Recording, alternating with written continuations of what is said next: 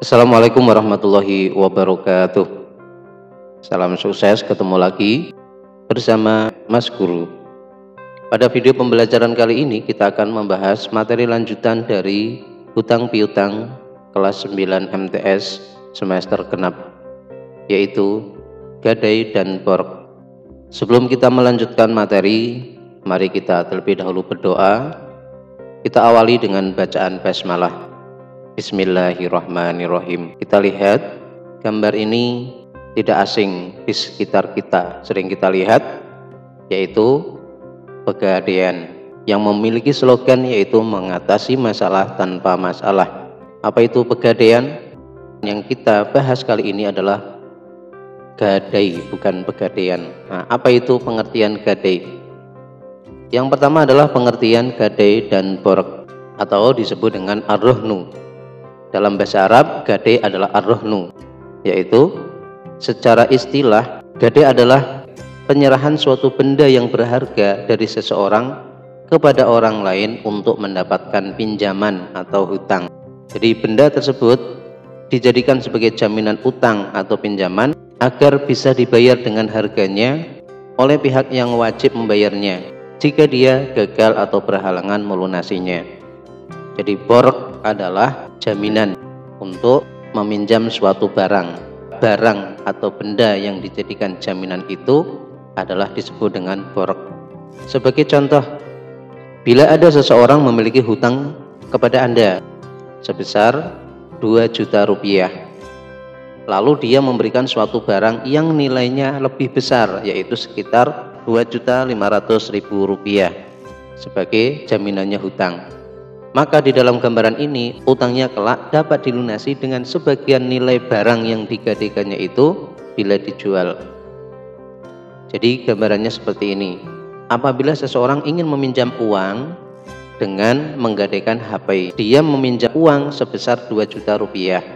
Kemudian untuk sebagai rasa kepercayaan orang yang dipinjami uang itu, maka seseorang menggadaikan HP-nya itu dengan harga yang lebih tinggi dari uang yang dipinjam. Contoh adalah 2.500.000. Dengan kesepakatan apabila 1 bulan setelah peminjaman itu uang 2 juta tidak bisa dikembalikan, maka HP itu yang dijadikan sebagai jaminan bisa diambil oleh pemilik uang. Paham ya? Selanjutnya adalah hukum gadai. Yang kedua adalah hukum gadai. Hukum asal gadai adalah mubah bagi orang yang ingin menggadaikan barang, sedangkan sunnah bagi orang yang menerima gadai atau orang yang memiliki uang. Hal ini sesuai dengan dalil Al-Quran dalam surat Al-Baqarah ayat 283. Wa in kuntum ala safarin walam tajidu katiban farihanun maqbudah fa in amina ba'dukum ba'dan falyu'addil ladzi tumina amanatahu wal yattaqillaha rabbah wala taktumus syahadah wa may yaktumha fa innahu athimun qalbuh wallahu bima ta'maluna alim. Yang berikutnya adalah rukun dan syarat gadai.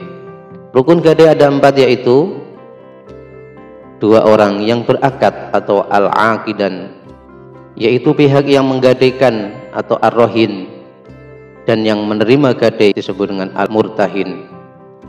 Yang kedua adalah barang yang digadaikan atau marhun. Barang yang digadaikan atau diagunkan selain ketiga ketentuan dasar tersebut adalah ketentuan tambahan yang disebut syarat, yaitu adanya serah terima.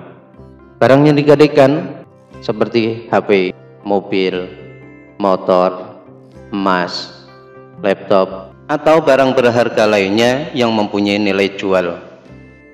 Selanjutnya adalah orang yang berhutang atau almarhun bih. 4, sigot atau ijab qabul. Syarat gadai. Syarat gadai yang pertama adalah syarat yang berhubungan dengan orang yang bertransaksi, yaitu orang yang menggadaikan barangnya adalah orang yang memiliki kompetensi beraktivitas, yaitu balik dan berakal. atau rasyid yang mempunyai kemampuan untuk mengatur.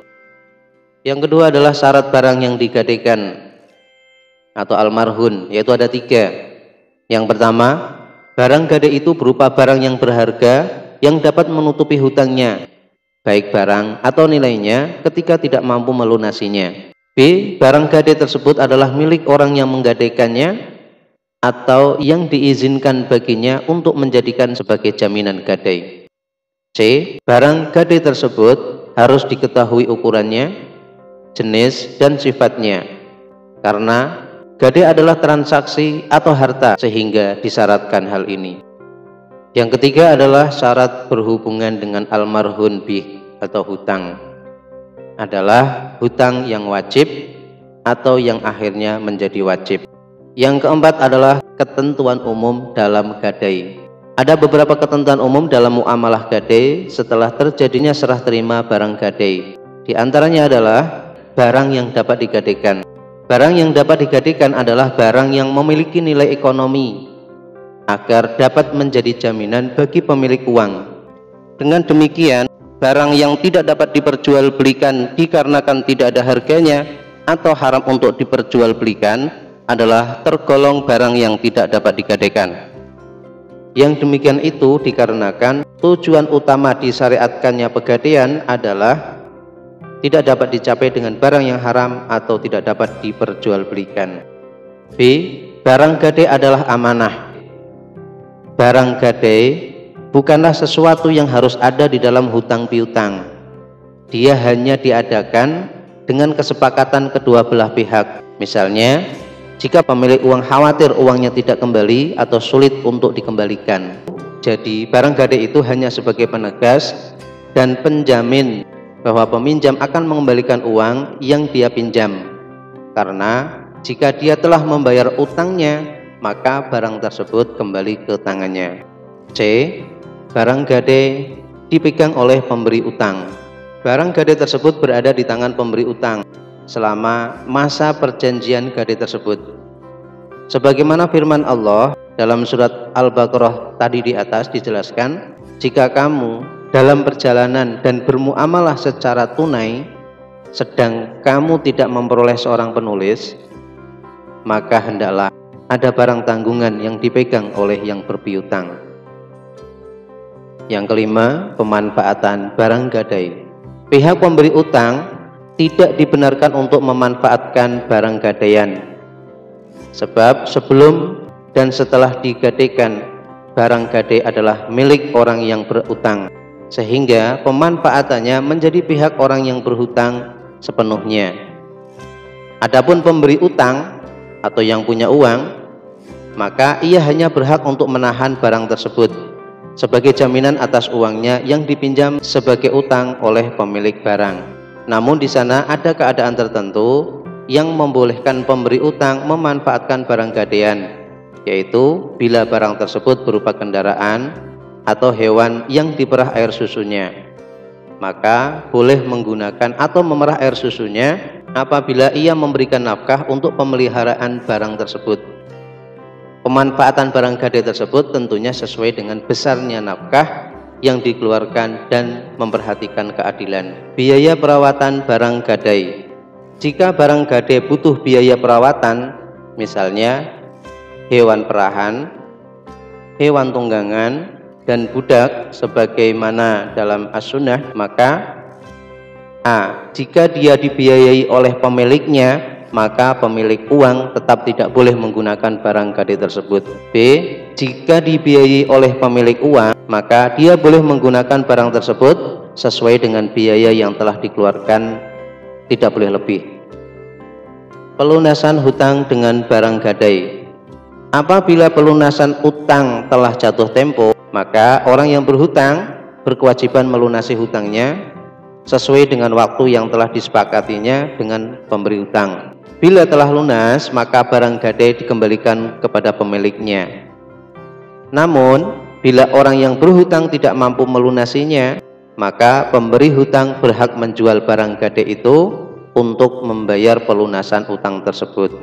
Apabila ternyata ada sisa, maka sisa tersebut menjadi hak pemilik barang gadai tersebut. Sebaliknya, bila harga barang tersebut belum dapat melunasi hutangnya, maka orang yang menggadaikannya tersebut masih menanggung sisa utangnya. Selanjutnya yang ke-8 adalah hikmah gadai. Gadai disyariatkan untuk memelihara harta agar tidak hilang hak pemberi pinjaman. Apabila telah jatuh tempo, yang memberi jaminan wajib membayar. Jika ia tidak bisa membayar, maka jika pegadai mengizinkan kepada yang mendapat jaminan dalam menjualnya, ia menjualnya dan membayar hutang. Dan jika tidak, penguasanya memaksa membayarnya atau menjual barang yang digadaikan. Demikian materi gadai dan borok telah selesai. Selanjutnya adalah evaluasi. Silahkan kerjakan tugas berikut ini. 1. Borok berasal dari bahasa Arab, yaitu ... 2. Borok adalah ... 3. Hutang piutang dengan barang jaminan atau penguat disebut ... 4. Hukum asal dari gadai dan borok adalah ... 5. Hukum yang menerima barang gadaian adalah ... 6. Hukum orang yang menyerahkan barang jaminan adalah ... 7. Ada barang, ada penerima, dan pemberi barang adalah termasuk dalam ...